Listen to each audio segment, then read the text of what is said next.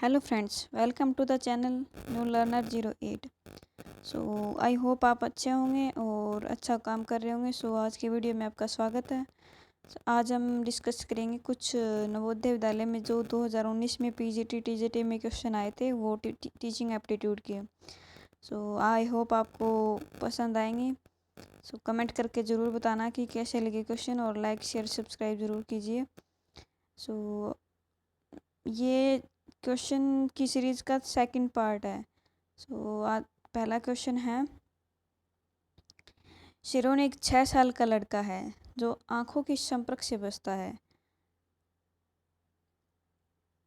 ये कह रहा है कि एक 6 साल का लड़का है जो आई कांटेक्ट करने से डरता है, और इसकी एक मजबूरी है कि वो शब्दों को दोहराता है, कि वर्ड रिपीट करता है, और वाणी रहित ध्वनि के प्रति अति संवेदनशील है। कि जो वाणी रहित है, जिसके मतलब वॉल्यूम नहीं हो, तो उसके प्रति वो ज़्यादा सेंसिटिव है, तो वो किस चीज़ से ग्रसित हो सकता है, क्या संभावना है। सो इसमें 4 ऑप्शन दिए हुए हैं आपको। जो आपको अच्छा लगा वो आप चूज़ करो, जो आपको बेस्ट लगे। सो इसका राइट आंसर है स्वालीनता। इसको बोलते हैं हम ओटिज़म। ओटिज़म एक एक मेंटल डिसेबिलिटी बोल सकते हो आप। इसके अंदर क्या है, वो बिहेवियर रिपीट करेगा। जैसे एक मूवी थी शाहरुख खान की, उसमें शाहरुख खान बोलता था, my name and I am not terrorist. So इसमें क्या होता है, रिपीट करता है बार बार एक ही वर्ड को या एक लाइन को, और इनको ब्रेन डैमेज भी हो सकता है, और सोशलाइजेशन में प्रॉब्लम होगी।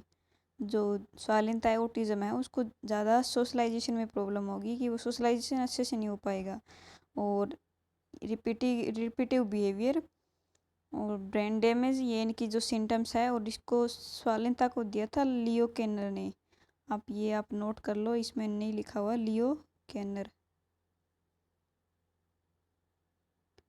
सो ऑटिज्म की क्या सिम्टम्स है, कि ये रिपीटिव बिहेवियर है, और सोशलाइजेशन में इनको प्रॉब्लम होती है, और ब्रेन डैमेज होता है।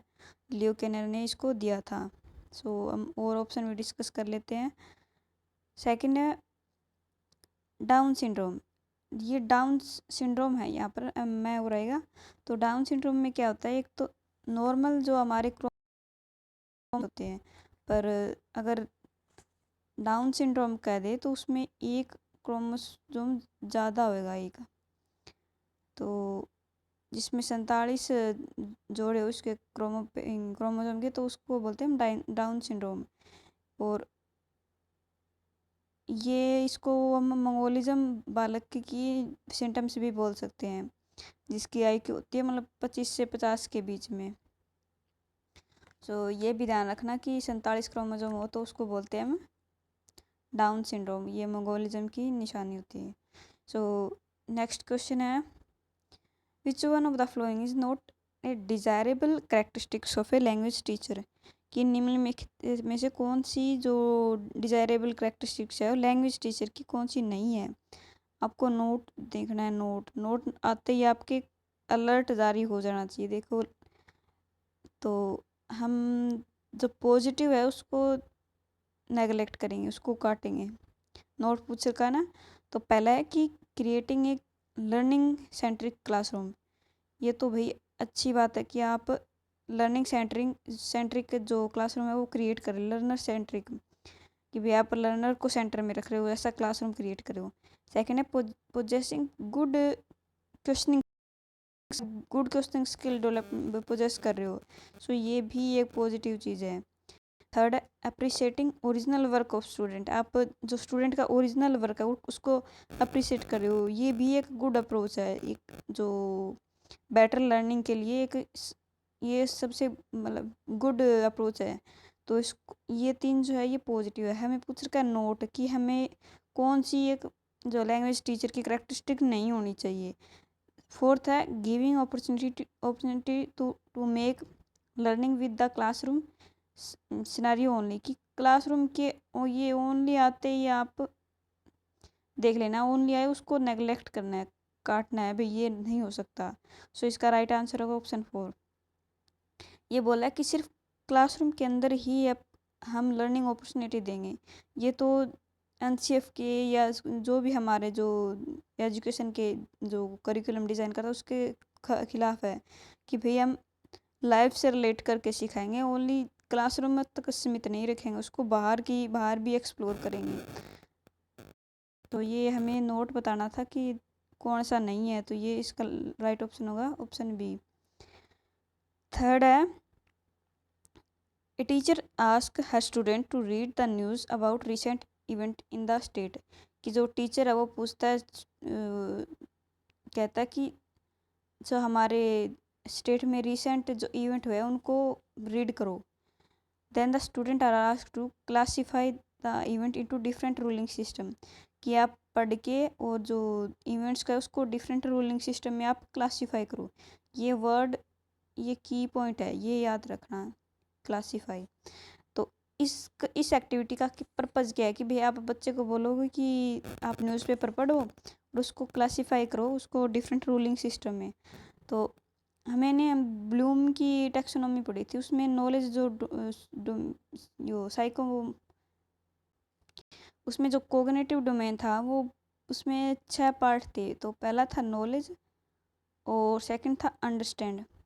तो नॉलेज में क्या था, हमें कोई चीज़ रिकॉग्नाइज हो गया या तो रिकॉग्नाइज उसमें या कोई किसी की परिभाषा देनी वो होगी नॉलेज में, ज्ञान है।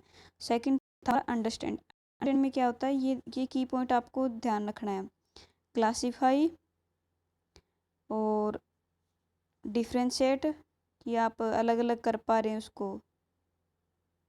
ये की पॉइंट है कि आप क्लासीफाई कर पाए और इसको डिफ्रेंशिएट कर पाए, उसको कंपेयर कर पाए। अगर कोई बच्चा किसी चीज़ को कंपेयर कर रहा है तो वो अंडरस्टैंड में आएगा कि भी अगर उसको कंसेप्ट समझ में आ गया तभी वो उसको कंपेयर कर रहा है। ये की पॉइंट है, ये सीधा डायरेक्ट पूछ लिया जाता है।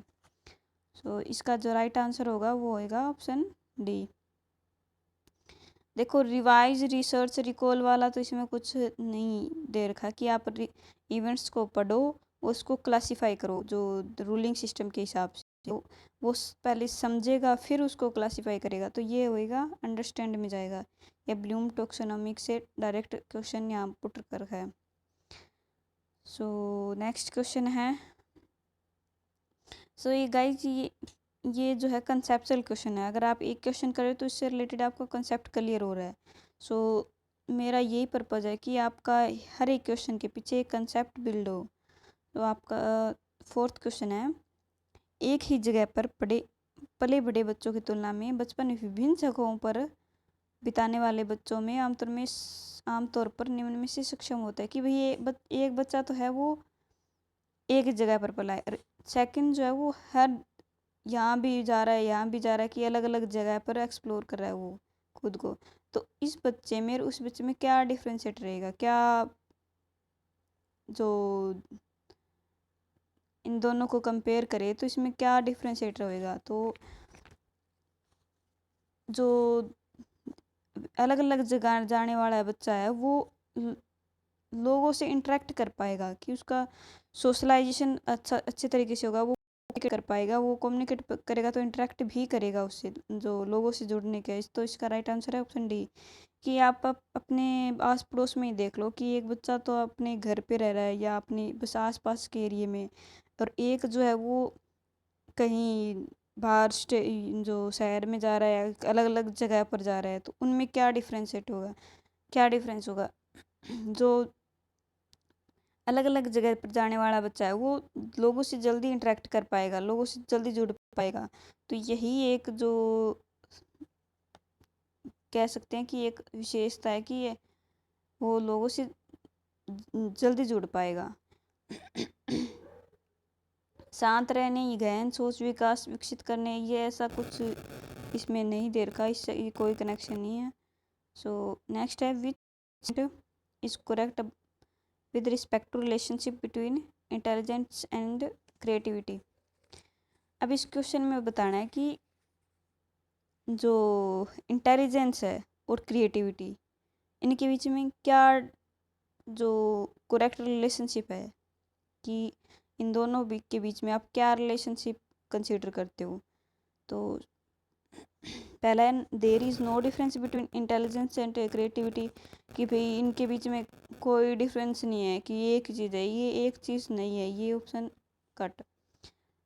नेक्स्ट है intelligence and creativity are only acquired from environment, कि भी आप दिन दोनों को इन्वायरमेंट से एक्वायर कर सकते हो। नहीं, इंटेलिजेंस है वो काफ़ी हद तक क्या वो इंटेलिजेंस है वो जन्मजात ही होती है। उसको अगर हम आगे जो उसको गुड अपॉर्चुनिटी दे तो वो आगे भी उसकी इंक्रीमेंट हो सकती है।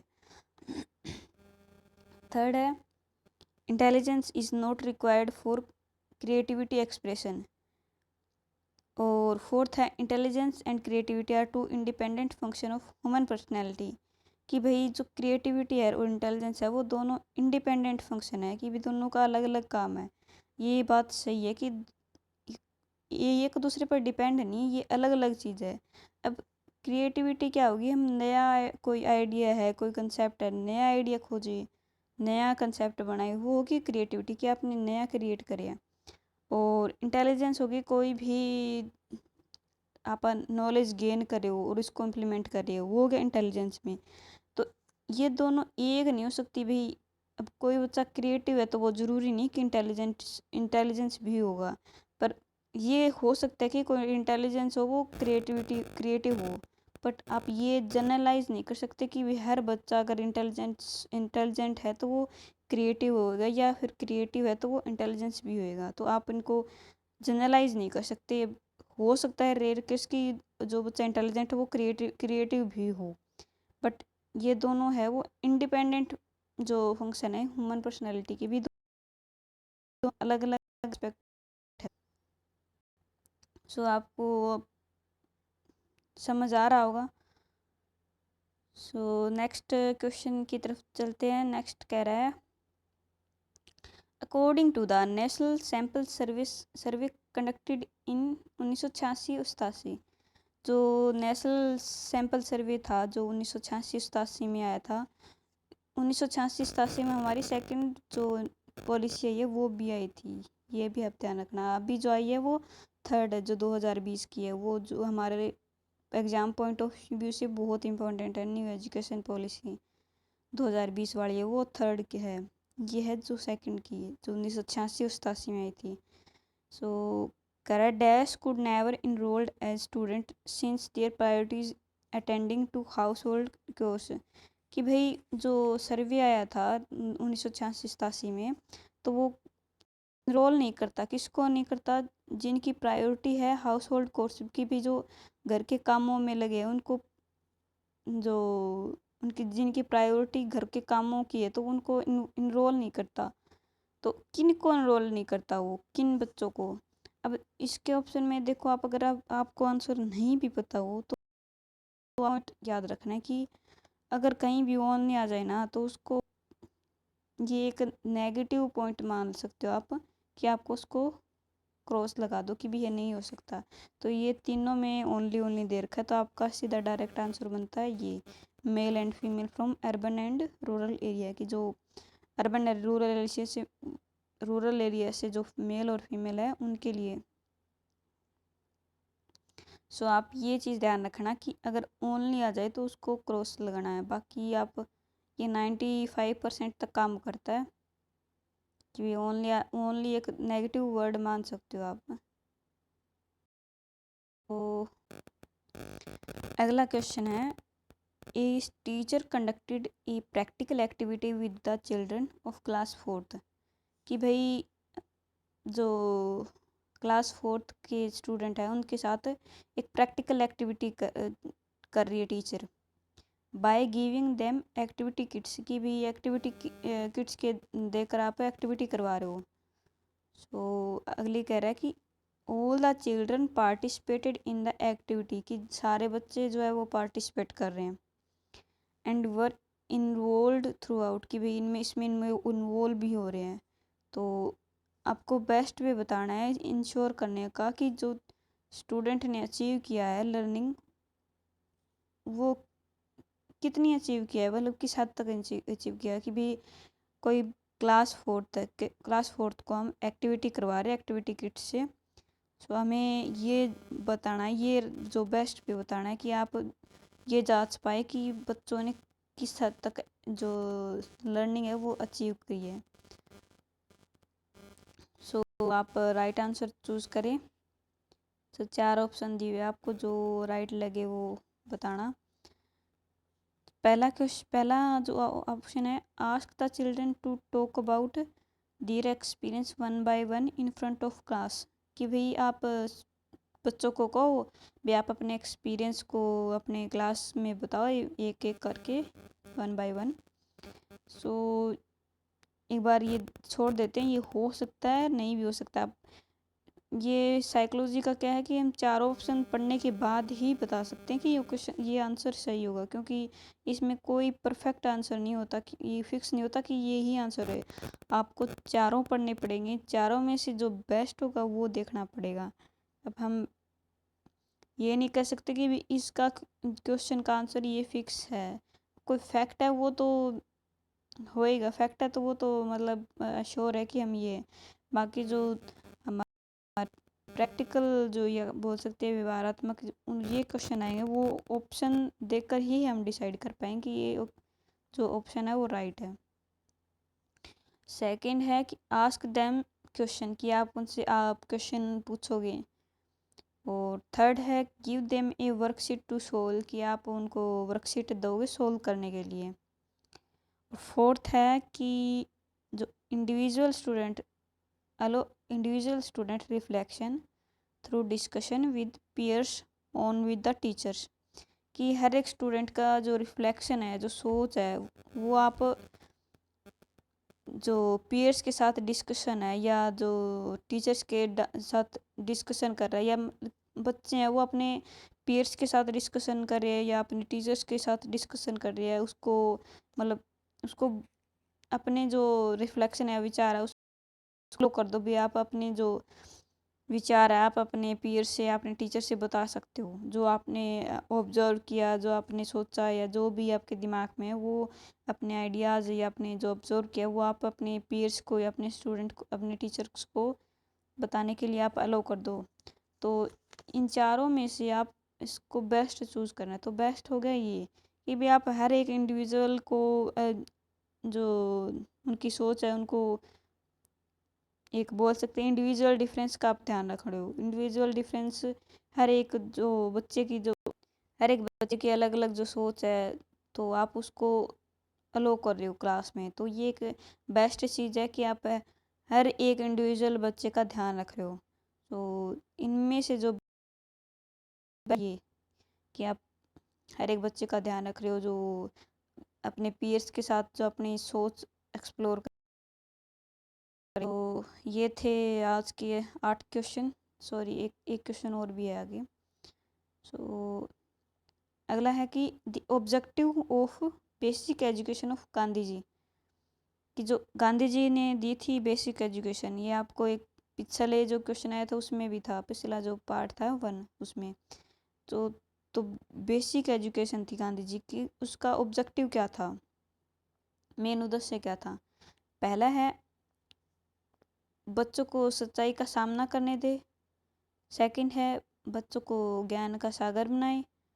थर्ड है समाज की जो नीड है, आवश्यकता है के अनुसार बच्चों को ढालना, कि बच्चों को जो सोसाइटी की नीड है उसके अकॉर्डिंग उसको डालना।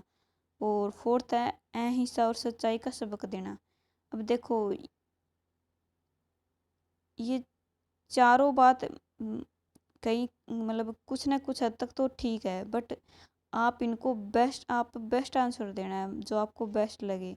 सो गांधी जी ने जो वो दी थी क्राफ्ट, कि भाई बेसिक क्राफ्ट एजुकेशन दो, कि भाई बच्चे को बेसिक एजुकेशन दो, कि जो सोसाइटी की नीड है उसके अकॉर्डिंग बच्चों को डालो। उस टाइम या तो क्राफ्ट की उन्होंने कहा था कि क्राफ्ट में एजुकेशन दो, चाहे वो जो कल कल्टीवेटर हो, चाहे वो इसमें एग्रीकल्चर का हो चाहे वो हैंडलूम का हो, कि आप बच्चों को क्राफ्ट सिखाएं, बेसिक जो क्राफ्ट है वो उसमें शिक्षा दें, जो सोसाइटी की नीड है उसके अकॉर्डिंग बच्चों को डालें। इनका जो गांधी जी का यही था कि आप सोसाइटी की जो फिलहाल जो करंट में जो नीड है उसके अकॉर्डिंग बच्चों को डालें, उनको बेसिक जो शिक्षा है वो दे। और उन्होंने एक 3H जो एजुकेशन का है उसका भी एक जो दिया था सिद्धांत बोल सकते हो 3H में, कि आपको ऐसी एजुकेशन देनी है जिसमें 3H heart hand and head, कि आप ऐसी एजुकेशन दो जिसमें बच्चों की तीनों चीज़ें इन्वॉल्व हो, हैंड हाथ और हार्ट और हेड, की सिर और हाथ और हार्ट तीनों चीज़ इसमें इन्वॉल्व हो। आप ऐसी एक्टिविटी करवाएं, ऐसी एजुकेशन दे, या उनको एक सोसाइटी की नीड के अकॉर्डिंग उसको मोल्ड करें। ये थे आज के 8 क्वेश्चन। आपको पसंद आए तो आप कमेंट करके ज़रूर बताना और रिव्यू भी देना कि कैसी लगी आज की क्लास। ये जो है वो सारे क्वेश्चन जो पिछले नवोदय विद्यालय में के जो क्वेश्चन एग्ज़ाम हुए थे उनमें जो रिपीट हुए क्वेश्चन जो आए थे वो क्वेश्चन है। सो आपकी हेल्प करेंगे ये आगे जो जो अभी जो फॉर्म निकले हुए हैं उनकी प्रिपरेशन करने में। वीडियो पसंद आई हो तो thank you, and like share subscribe ज़रूर कीजिए। Thank you.